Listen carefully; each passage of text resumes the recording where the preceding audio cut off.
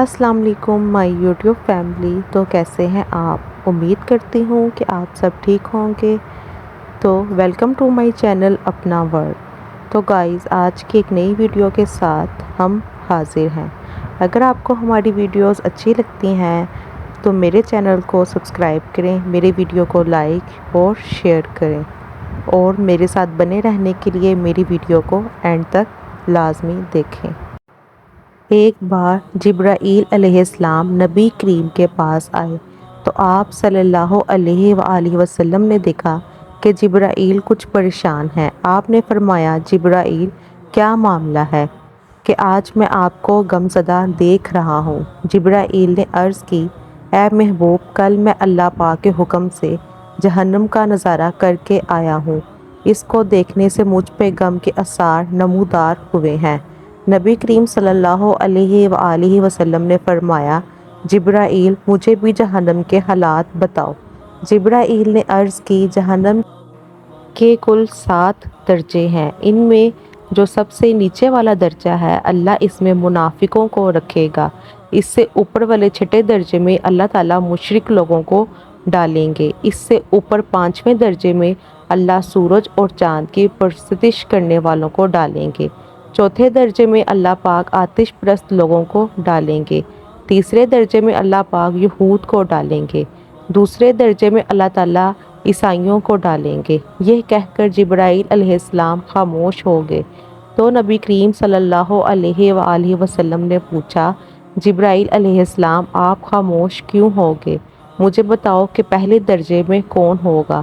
جبرائیل علیہ السلام نے عرض کیا، اے اللہ کے رسول، پہلے درجے میں اللہ پاک آپ کے امتی کے گناہگاروں کو ڈالیں گے۔ جب نبی کریم صلی اللہ علیہ وآلہ وسلم نے یہ سنا کہ میری امت کو بھی جہنم میں ڈالا جائے گا تو آپ بے حد غمگین ہوئے اور آپ نے اللہ کے حضور دعائیں کرنا شروع کی۔ 3 دن ایسے گزرے کہ اللہ کے محبوب مسجد میں نماز پڑھنے کے لیے تشریف لاتے، نماز پڑھ کر حجرے میں تشریف لے جاتے اور دروازہ بند کر کے اللہ کے حضور رو رو کر فریاد کرتے۔ صحابہ حیران تھے کہ نبی کریم صلی اللہ علیہ وآلہ وسلم پہ یہ کیسی کیفیت طاری ہوئی ہے، مسجد سے حجرے جاتے ہیں، گھر بھی تشریف لے کر نہیں جا رہے۔ جب تیسرا دن ہوا تو سیدنا ابو بکر سے رہا نہیں گیا، وہ دروازے پہ آئے، دستک دی اور سلام کیا، لیکن سلام کا جواب نہیں آیا۔ آپ روتے ہوئے سیدنا عمر کے پاس آئے اور فرمایا کہ میں نے سلام کیا لیکن سلام کا جواب نہ پایا، لہٰذا آپ جائیں، آپ کو ہو سکتا ہے سلام کا جواب مل جائے۔ آپ گئے تو آپ نے 3 بار سلام کیا لیکن جواب نہ آیا۔ حضرت عمر رضی اللہ تعالیٰ عنہ نے سلمان فارسی کو بھیجا لیکن پھر بھی سلام کا جواب نہ آیا۔ حضرت سلمان فارسی نے واقعہ کا تذکرہ علی رضی اللہ تعالیٰ عنہ سے کیا۔ انہوں نے سوچا کہ جب اتنے عظیم شخصیات کو سلام کا جواب نہ ملا تو مجھے بھی خود نہیں جانا چاہیے، بلکہ مجھے ان کی نور نظر بیٹی فاطمہ اندر بھیجنی چاہیے۔ لہٰذا آپ نے فاطمہ رضی اللہ تعالیٰ عنہ کو سب احوال بتا دیا۔ آپ حجرے کے دروازے پہ آئیں، ابا جان السلام علیکم۔ بیٹی کی آواز سن کر محبوب کائنات اٹھے، دروازہ کھولا اور سلام کا جواب دیا۔ ابا جان، آپ پر کیا کیفیت ہے کہ 3 دن سے آپ یہاں تشریف فرما ہیں؟ نبی کریم صلی اللہ علیہ وآلہ وسلم نے فرمایا کہ جبرائیل علیہ السلام نے مجھے آگاہ کیا ہے کہ میری امت بھی جہنم میں جائے گی۔ فاطمہ بیٹی، مجھے اپنی امت کے گناہگاروں کا غم کھائے جا رہا ہے اور میں اپنے مالک سے دعائیں کر رہا ہوں کہ اللہ ان کو معاف کرے اور جہنم سے بری کرے۔ یہ کہہ کر آپ پھر سجدے میں چلے گئے اور رونا شروع کیا، یا اللہ میری امت، یا اللہ میری امت کے گناہگاروں پہ رحم کر، ان کو جہنم سے آزاد کر۔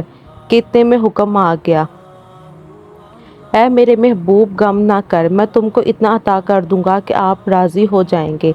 آپ خوشی سے کھل اٹھے اور فرمایا، لوگوں، اللہ نے مجھ سے وعدہ کر لیا ہے کہ وہ روز قیامت مجھے میری امت کے معاملے میں خوب راضی کریں گے، اور میں اس وقت تک راضی نہیں ہونا جب تک میرا آخری امتی بھی جنت میں نہ چلا جائے۔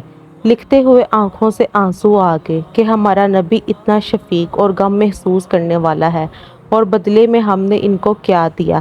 آپ کا ایک سیکنڈ اس تحریر کو دوسرے لوگوں تک پہنچانے کا ذریعہ ہے۔